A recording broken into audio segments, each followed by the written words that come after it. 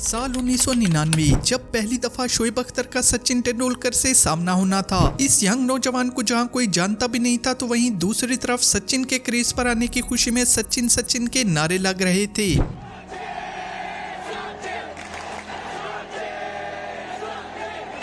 लेकिन तब दोस्तों वो हुआ जो किसी ने सोचा भी नहीं था। इस नौजवान ने बैक टू बैक यॉर्कर्स करके सचिन तेंदुलकर और द्रविड़ दोनों को ही पवेलियन की राह दिखाई और आज इस नौजवान को शायद सचिन तेंदुलकर से भी ज्यादा लोग जानते हैं। तो आखिर कैसे बने शोएब अख्तर दी रावलपिंडी एक्सप्रेस, जानने के लिए वीडियो को एंड तक जरूर देखें। सब्सक्राइब करें उर्दू फैक्ट HD चैनल को और बेल आइकन को दबाएं लेटेस्ट वीडियो सबसे पहले देखने के लिए।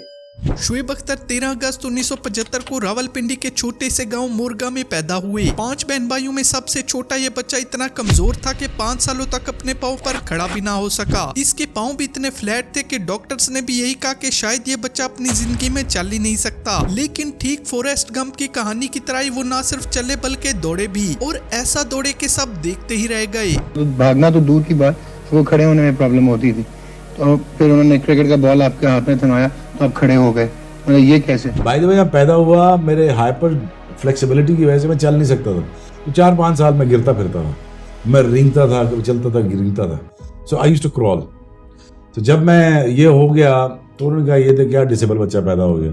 तो बाद में मैं फास्टेस्ट रनर था। बाप मोहम्मद अख्तर पेट्रोल पंप पर नाइट वॉचमैन की नौकरी किया करते थे, तो माँ घर के काम संभालती। ऊपर से गुर्बत भी इतनी ज्यादा थी कि जिंदगी भी मुश्किल गुजरती। लेकिन इस बच्चे के दिलो दिमाग में शुरू से ही बड़े बड़े ख्वाब थे। वो रावलपिंडी की इन छोटी सी गलियों से निकलकर लाहौर आ गए थे और हर किसी को यही कहते फिरते कि मैं पाकिस्तान का सबसे बड़ा स्टार बनूंगा। तब कुछ लोग तो इसे पागल भी समझने लगे। दोस्तों आप जरा खुद सोचे कि कोई बस ड्राइवर हो या फिर तांगे वाला हो, जिसको आप कहें कि आज रात मुझे यहाँ अपनी सवारी में सोने दो क्योंकि कल मैं पाकिस्तान का स्टार बनूंगा, तो शायद वो आपको भी पागल समझे। लेकिन यहाँ पर वो बच्चा वाकई में सही था, क्योंकि बाद में उसकी किस्मत भी ऐसी पलटी के सब देखते ही रह गए। 1993 के लाहौर ट्रायल्स में फटे पुराने जूतों के साथ उनकी PIA टीम में सिलेक्शन हो गई थी।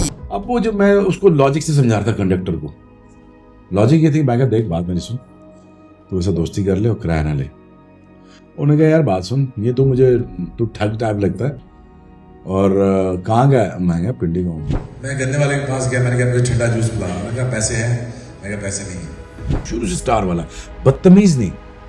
तो मैंने कहा यार तेरी बग्गी बड़ी मजे की, अच्छी बनी हुई, आज रात अगर मैं सो जाऊँ यहाँ पे तो तेरा क्या ख्याल है? सन 1994 जब शोएब अख्तर ने लिस्ट कैरियर से निकलकर फर्स्ट क्लास में कदम रखा, फिर तो उन्होंने ऐसी तबाही मचाई कि माजिद खान जैसे लेजेंड खिलाड़ी भी उनकी बॉलिंग देखने आया करते थे। वो इतनी तेज यॉर्कर्स फेंका करते थे कि बल्लेबाज तो सिर्फ अपनी किल्लियां उड़ते ही देखते रह जाते। सन 96 की इंग्लैंड सीरीज में भी उन्होंने पाकिस्तान का नाम रोशन किया और 2 साल से भी कम अरसे में उनका नाम हर जुबान पर था। कहा जाने लगा कि एक ऐसा बॉलर है जिसने इंग्लैंड को इंग्लैंड में जाकर हराया है। फिर तो फैंस ने भी PCB पर दबाव डालना शुरू कर दिया। मुतालबा सिर्फ यही था कि कैसे भी करके इस लड़के को पाकिस्तान टीम में शामिल किया जाए। और फिर आखिरकार नवंबर 1997 में वेस्ट इंडीज टूर पर शोएब अख्तर को टेस्ट कैप मिली, जबकि उनका वनडे डेब्यू 4 माह बाद 1998 में जिम्बाब्वे टूर पर हुआ। Shoaib Akhtar. What about Shoaib Akhtar? He's been a very genuine fast bowler. His bouncer is very, very effective. And I have seen him bowling pretty fast in the first class matches here. He has toured New Zealand with the team.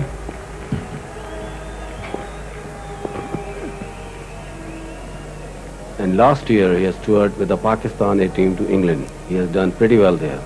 दोस्तों फिर आई वो 1999 की Asian test championship जो Calcutta India में हुई थी। भारत के खिलाफ यही वो मैच था जिसमें शोएब अख्तर दी रावलपिंडी एक्सप्रेस बने। इस मैच में उन्होंने राहुल द्रविड़ और सचिन तेंदुलकर जैसे बल्लेबाजों की बैक टू बैक यॉर्कर्स करके किल्लियां उड़ाई थी और इंडियन बैटिंग लाइनअप की पूरी तरह से ही धज्जियां बिखेर दी। भारतीय टीम तो पहले मैच में ही फाइनल से बाहर हो गई, जबकि इसमें अकेले शोएब अख्तर ने टोटल 8 विकेट्स ली थी। ये एशियन टेस्ट चैंपियनशिप भी पाकिस्तान ने अपने नाम की थी। और दूसरी तरफ शोएब अख्तर भी 5 साल से कम अरसे में पाकिस्तान के सबसे बड़े सुपरस्टार बन गए थे।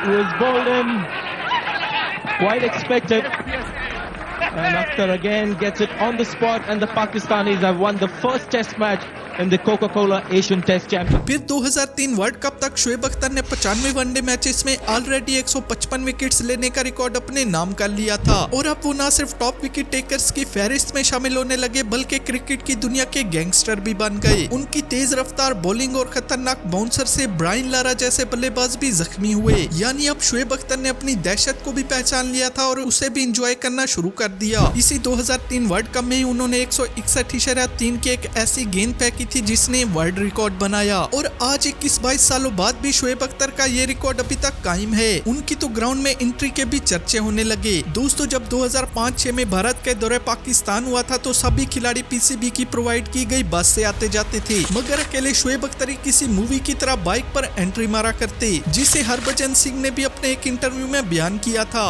हम पाकिस्तान जब गए पहली बार, वहाँ एक बंदा आया, सारी टीम बस में आई, एक बंदा आया वहाँ पे जॉन इब्राहिम टाइम, उन्होंने एंट्री मारी, ऐसी बाइक लेके आया बंदा, हेलमेट, लेदर जैकेट पूरा।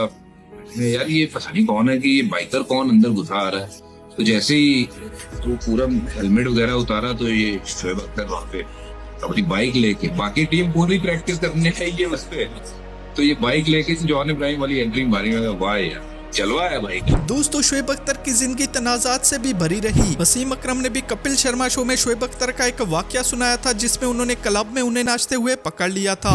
झूठा बड़ा था और कसम तो ऐसे ही खा जाता था। जब कैलकाटा में शोएब बिकेम शोएब अख्तर, जब उसने 2 बोल्ड किए, राहुल को और सचिन को, ताज बंगाल में ठहरे थे, नीचे नाइट क्लब था। मैं तो नाइट क्लब नहीं जाना करे वसीम भाई, कैसी बातें कर रहे हैं, मैं टेस्ट मैच खेल रहा हूँ, मैं पागल हूँ। मैं 12 बजे गया था, कुमीज उतार के स्टेज पे डांस कर रहा है। और दूसरी तरफ इंजरीज ने भी उनका पीछा न छोड़ा, खासकर नी इंजरी ने। अक्सर उन्होंने ये भी जिक्र किया कि मैच से पहले वो इंजेक्शन लगाकर खेला करते थे। 2009 T20 वर्ल्ड कप से पहले भी उन्हें जेनिटल वायरल वार्ड जैसी बीमारी का शिकार बताकर टीम से निकाल दिया गया था और शोएब अख्तर ने ये गलत बीमारी पब्लिकली शो करने पर पीसीबी को सू करने की धमकी भी दी थी। फिर उनकी 1 साल बाद एशिया कप 2010 में वापसी हुई थी, क्योंकि तब उमर गुल इंजर्ड हो गए थे। इस मैच में उन्होंने श्रीलंका के खिलाफ 3 विकेट्स ली और अपना शानदार कमबैक किया। इसी शानदार परफॉर्मेंस के बाद उनकी 2011 वर्ल्ड कप स्क्वाड में सिलेक्शन हुई। It's taken at first slip. Little short outside the off stump and Pakistan get the breakthrough they're looking for. And Shoaib Akhtar striking. दोस्तों, फिर आया 2011 वर्ल्ड कप, जब शोएब अख्तर ने पाकिस्तान को वर्ल्ड कप जितवाकर रुखसत होना था। मैच से पहले तक ये कहा जा रहा था कि शोएब अख्तर सचिन तेंदुलकर को आउट करके अपने कैरियर का इख्तिताम करेंगे। हम वो न सिर्फ सेमीफाइनल आ रहे बल्कि मैच के बाद शोएब अख्तर ने भी रिटायरमेंट का ऐलान किया। उन्होंने 163 वनडे मैचेस में 247 विकेट्स ली और तकरीबन 14 साल पाकिस्तान क्रिकेट टीम को सर्व किया। तो दोस्तों, अगर ये डॉक्यूमेंट्री आपको पसंद आई हो तो इसे लाइक कर देना और इसे शेयर भी कर देना, ताकि शोएब अख्तर के फैंस जिनको आप जानते हैं उन तक भी ये डॉक्यूमेंट्री पहुंच सके। मिलते हैं नेक्स्ट वीडियो के साथ, तब तक अल्लाह हाफिज।